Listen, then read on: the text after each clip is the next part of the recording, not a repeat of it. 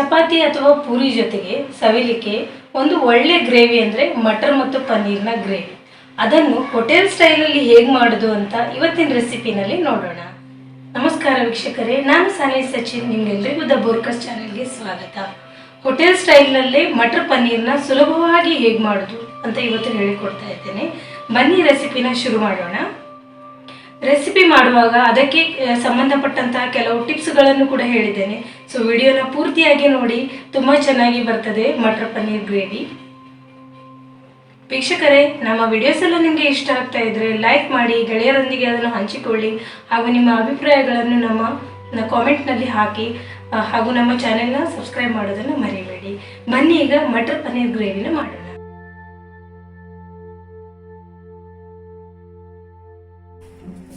ವೀಕ್ಷಕರೇ, ಮೊದಲಿಗೆ ಒಂದು ಪ್ಯಾನನ್ನು ಬಿಸಿಗೆ ಇಟ್ಟು ಅದರಲ್ಲಿ ಬೆಣ್ಣೆ ಹಾಕೋಣ. ಬೆಣ್ಣೆ ಹಾಕಿದ್ರೆ ಮಟರ್ ಪನ್ನೀರ್ ತುಂಬಾ ರುಚಿಯಾಗಿ ಬರೋದು.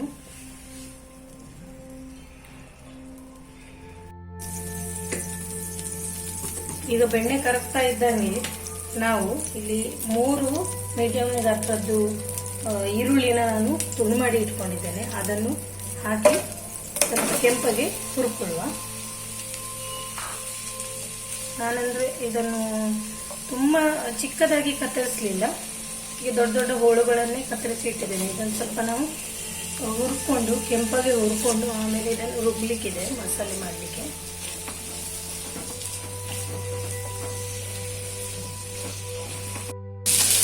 ವೀಕ್ಷಕರೇ, ಇದನ್ನು ನಾವು ಎಷ್ಟು ಕೆಂಪಾಗ್ತದೆ ಅಷ್ಟು ಕೆಂಪಾಗಿ ಹುರ್ಕೊಳ್ಬೇಕು. ಈಗ ಮೊದಲಿಗೆ ನಾವು ಮಸಾಲೆ ರೆಡಿ ಮಾಡಲಿಕ್ಕಿದೆ ಅಲ್ವಾ, ಅದಕ್ಕೆ ಅದು ನಾವು ಎಷ್ಟು ಕೆಂಪಗೆ ಹುರಿತೇವೆ ಅಷ್ಟು ನಮ್ಮ ಮಸಾಲೆ ರುಚಿ ಬರ್ತದೆ. ಆಮೇಲೆ ಬಣ್ಣ ಕೂಡ ತುಂಬ ಚಂದ ಬರ್ತದೆ. ಈಗ ಇದು ಇನ್ನೂ ಸ್ವಲ್ಪ ಹೊತ್ತು ಕೆಂಪಗಾಗಲಿ.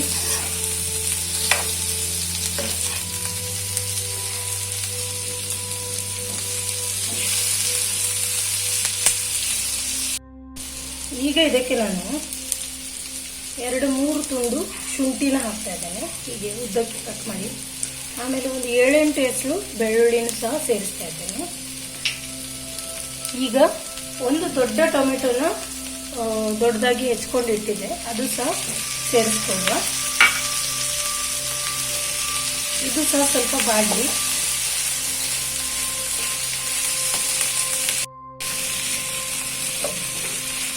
ಇನ್ನೊಂಚೂರು ಟೊಮೆಟೊ ಬಾಡಲಿ. ಈಗ ನೋಡಿ ವೀಕ್ಷಕರೇ, ಟೊಮೆಟೊ ಸಹ ಸ್ವಲ್ಪ ಬಾಡಿತು, ಆಮೇಲೆ ಈರುಳ್ಳಿ ಸಹ ಚೆನ್ನಾಗಿ ಕೆಂಪಗಾಗಿದೆ. ಈಗ ನಾವು ಗ್ಯಾಸ್ನ ಬಂದ್ ಮಾಡಿ ಒಂದು 5 ನಿಮಿಷ ಬಿಡುವ, ಇದು ತಣ್ಣಗಾಗಲಿ. ಆಮೇಲೆ ಇದನ್ನು ನಾವು ಮಿಕ್ಸಿಯಲ್ಲಿ ರುಬ್ಕೊಳ್ಳುವ. ವೀಕ್ಷಕರೇ, ಇದೀಗ ನಾನು ಮಿಕ್ಸಿ ಜಾರಲ್ಲಿ ಹಾಕೊಳ್ತಾ ಇದ್ದೇನೆ. ಆದರೆ ಇದನ್ನು ರುಬ್ಬೇಕಾದ್ರೆ ಒಂಚೂರು ನೀರು ಹಾಕದೆ ರುಬ್ಕೊಳ್ಬೇಕು, ನೈಸ್ ಆಗಿ ರುಬ್ಕೊಳ್ಬೇಕು, ನೀರು ಸೇರಿಸಲಿಕ್ಕೆ ಇಲ್ಲ.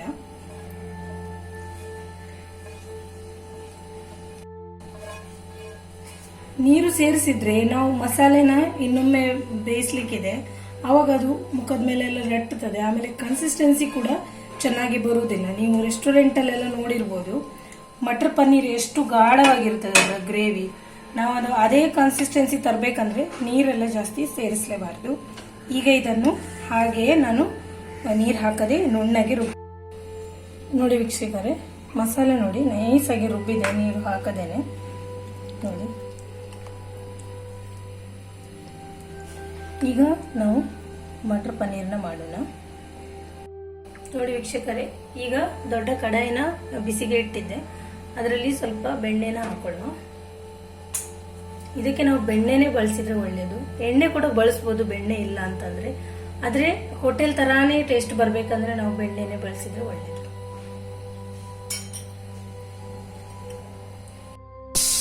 ಈಗ ನೋಡಿ ವೀಕ್ಷಕರೇ, ಬೆಣ್ಣೆ ಕರಗಿದ್ದು, ಇದರಲ್ಲಿ ನಾವು ತಯಾರು ಮಾಡಿಟ್ಟಂತ ಮಸಾಲಾನ ಹಾಕೊಂಡು ಚೆನ್ನಾಗಿ ಹುರ್ಕೊಳ್ಳೋಣ. ಇನ್ನೊಮ್ಮೆ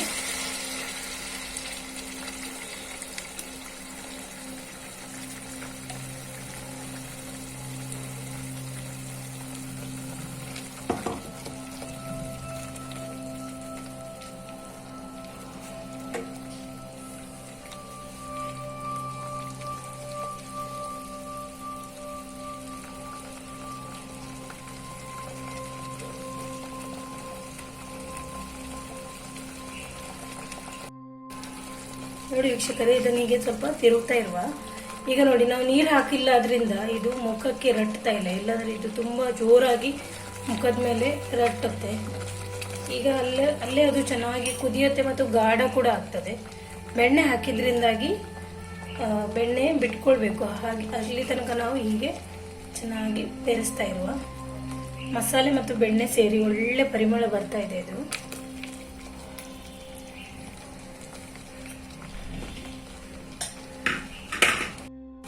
ಈಗ ಇದಕ್ಕೆ ನಾವು ಮಸಾಲೆ ಪುಡಿಗಳನ್ನು ಸೇರಿಸ್ಕೊಳ್ಳುವ. ಇಲ್ಲಿ ನಾನು ಬ್ಯಾಡಗಿ ಮೆಣಸಿನ ಪುಡಿನ ಹಾಕೊಳ್ತಾ ಇದ್ದೇನೆ. ಇದರಿಂದ ಕಲರ್ ಅಂದ್ರೆ ಬಣ್ಣ ಮತ್ತು ರುಚಿ, ಖಾರ ಸಹ ಸ್ವಲ್ಪ ಇರ್ತದೆ, ಇದು ಚೆನ್ನಾಗಿ ಬರ್ತದೆ. ಅದಕ್ಕೆ ನಾನು ಈ ಪುಡಿನ ಹಾಕ್ತಾ ಇದ್ದೇನೆ. ಆಮೇಲೆ ಈಗ ಸ್ವಲ್ಪ ಧನಿಯಾ ಪುಡಿನ ಹಾಕೊಳ್ತಾ ಇದ್ದೇನೆ, 1 ಟೇಬಲ್ ಸ್ಪೂನ್ ಅಷ್ಟು. ಆಮೇಲೆ ಅರ್ಧ ಟೇಬಲ್ ಸ್ಪೂನ್ ಅಷ್ಟು ಜೀರಿಗೆ ಪೌಡರ್ ಹಾಕ್ತಾ ಇದ್ದೇನೆ. ಈಗ ನಾನು 1 ಟೇಬಲ್ ಸ್ಪೂನ್ ಅಷ್ಟು ಕಿಚನ್ ಕಿಂಗ್ ಮಸಾಲಾನ ಹಾಕ್ತಾ ಇದ್ದೇನೆ. ಇದು ಹಾಕಿದ್ರಿಂದಾಗಿ ನಮ್ಮ ಮಟರ್ ಪನ್ನೀರ್ ತುಂಬಾ ರುಚಿಯಾಗಿ ಘಮ ಪರಿಮಳ ಸಹ ಬರ್ತದೆ. ಈಗ ಎಲ್ಲನೂ ಸಹ ಬೆರೆಸ್ಕೊಳ್ಳುವ.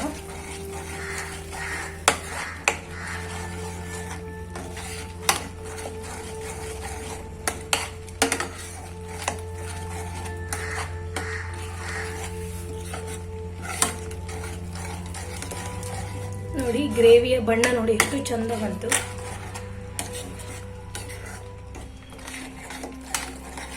ಇದಕ್ಕೆ ಬೇಕಿದ್ರೆ ನೀವು ಇನ್ನೂ ಸ್ವಲ್ಪ ಬೆಣ್ಣೆ ಅಥವಾ ಎಣ್ಣೆನ ಸೇರಿಸ್ಕೊಳ್ಬಹುದು. ನಾನು ಒಂದು ಸಣ್ಣ ಬೆಣ್ಣೆ ತುಂಡನ್ನು ಸೇರಿಸ್ತಾ ಇದ್ದೇನೆ.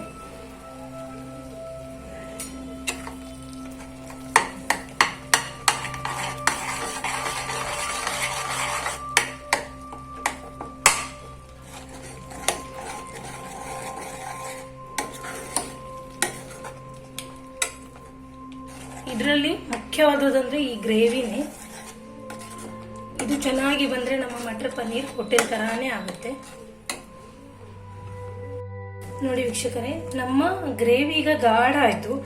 ಈಗ ನಾನು ಒಂಚೂರು ನೀರು, ಅಂದ್ರೆ ಮಸಾಲೆ ರುಬ್ಬಿದ್ದಿದೆ ಅಲ್ಲ ಮಿಕ್ಸಿಯಲ್ಲಿ, ಅದರ ನೀರನ್ನು ಒಂಚೂರು ಸೇರಿಸ್ತಾ ಇದ್ದೇನೆ.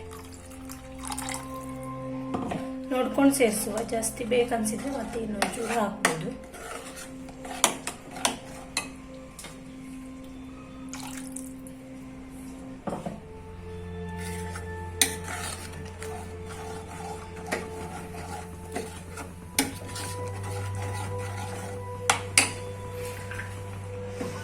ಒಳ್ಳೆ ಘಮ ಪರಿಮಳ ಕೊಡ್ತಾ ಇದೆ.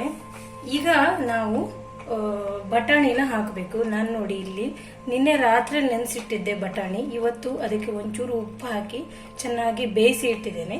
ಚಂದ ಬೆಂದಿದೆ ನೋಡಿ. ಈಗ ನಿಮಗೆ ಅರ್ಜೆಂಟಲ್ಲಿ ಬಟಾಣಿ ರೆಡಿ ಆಗಬೇಕು, ನೆನೆಸಿಡ್ಲಿಕ್ಕೆ ನೆನಪಿಲ್ಲ ಅಂತಿದ್ರೆ ನೀವು ಒಂದು ಟಿಪ್ ಹೇಳ್ತೇನೆ, ಅದನ್ನು ಫಾಲೋ ಮಾಡ್ಬೋದು.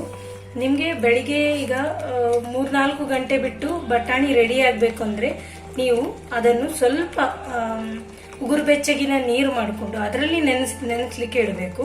ಆಮೇಲೆ 1 ಚಿಟಿಕೆಯಷ್ಟು ಅಡುಗೆ ಸೋಡಾನ ಅದರ ಜೊತೆ ಬೆರೆಸಿ ಇಡಬೇಕು. ಆಗ ಅದು ತಕ್ಷಣಕ್ಕೆ ನಿಮಗೆ 2 ಗಂಟೆ ಅಥವಾ 3 ಗಂಟೆ ಒಳಗಡೆ ಅದು ಚೆನ್ನಾಗಿ ಉಬ್ಬಿ ತಯಾರಾಗ್ತದೆ.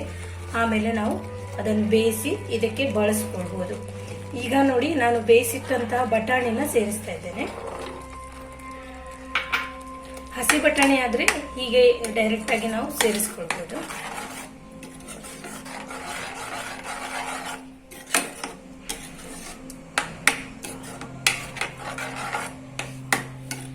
ಈಗ ನೋಡಿ, ನಾವು ತುಂಡು ಮಾಡಿ ಇಟ್ಟಂತ ಪನ್ನೀರ್ ಪೀಸಸ್ ಇದೆ ಅಲ್ಲ, ಮಧ್ಯಮ ಗಾತ್ರದ ಪೀಸಸ್ ಎಲ್ಲ ಕಟ್ ಮಾಡಿ ಇಟ್ಟಿದ್ದೆ. ಇದು ಸಾಧಾರಣ 1/4 kg ಅಷ್ಟಿದೆ ಪನ್ನೀರು. ಇದನ್ನು ಸಹ ಹಾಕೊಳ್ತಾ ಇದ್ದೇನೆ.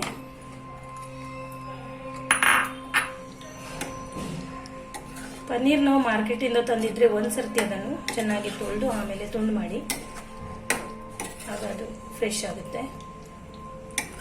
ಈಗ ಎಲ್ಲ ಚೆನ್ನಾಗಿ ಬೆರೆಸ್ಕೊಳ್ಳುವ.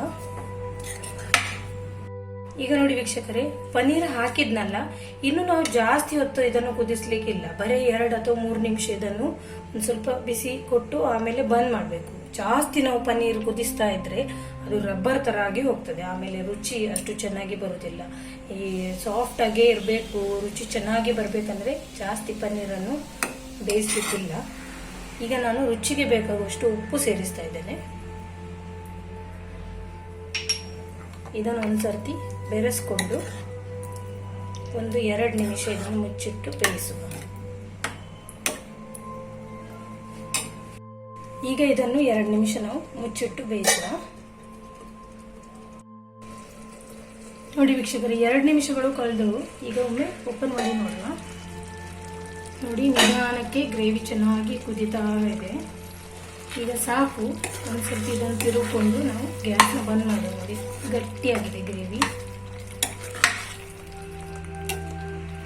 ಗ್ಯಾಸ್ನ ಬಂದ್ ಮಾಡ್ತಾ ಇದ್ದೇನೆ. ಈಗ ಮೇಲಿಂದ ನಾವು ಚೂರೇ ಚೂರು ಕಸೂರಿ ಮೇಥಿನ ಹಾಕುವ. ಇದರಿಂದ ಪರಿಮಳ ಅದ್ಭುತವಾಗಿ ಬರ್ತದೆ. ಚೂರೇ ಚೂರು ಕಸೂರಿ ಮೇಥಿ ಈ ರೀತಿ ತಿಕ್ಕಿ ಹಾಕಬೇಕು. ಎಲ್ಲ ಕಡೆ ಅದು ಸ್ಪ್ರೆಡ್ ಮಾಡ್ಲಿಕ್ಕೆ ಆಗ್ತದೆ. ಒಂದ್ಸರ್ತಿ ಬೆರೆಸ್ಕೊಂಡು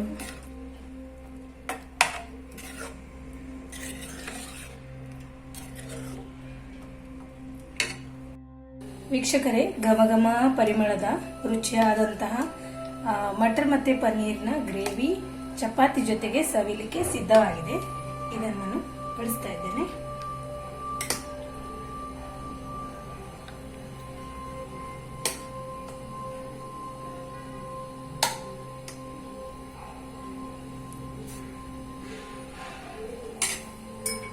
ಇದರ ಮೇಲ್ಗಡೆ ಸಣ್ಣ ತುಪ್ಪನ ಹಾಕೊಳ್ಳುವ.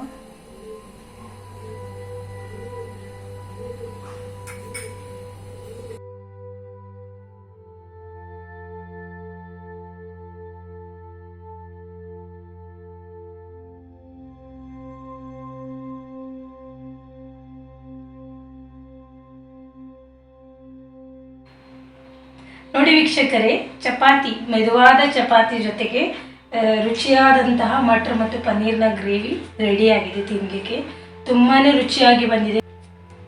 ಇದನ್ನು ಹೀಗೆ ನೋಡ್ತಾ ಇದ್ರೆ ನನಗೆ ಬಾಯಲ್ಲಿ ನೀರು ಬಿಡ್ತಾ ಇದೆ. ಯಾವಾಗ ತಿನ್ನೋದು ಅನ್ನುವ ಒಂದು ಫೀಲ್ ಆಗ್ತಾ ಇದೆ.